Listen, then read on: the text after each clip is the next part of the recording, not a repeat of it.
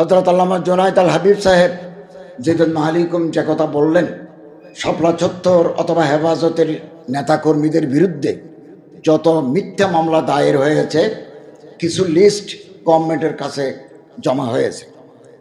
মৌলানা আজিজুল ইসলামাবাদীর সাথে আমার কথা হয়েছে, উনি এখন দেশের বাইরে আছেন। উনি আসলেই আমরা বসবো এবং ইনশাআল্লাহুল আজিজ যত দ্রুততার সাথে সম্ভব আমরা এই সমস্ত মামলা আদালত থেকে প্রত্যাহার করে নেব ইনশাআল্লাহ।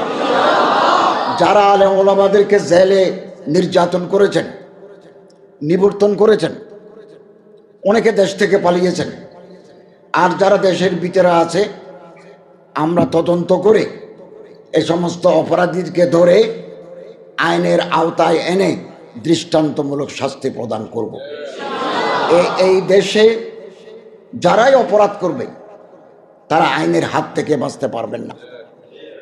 बाद मुखालिफ से न घबरा युकाब, ये तो चलती है तुझे ऊंचा उड़ाने के लिए।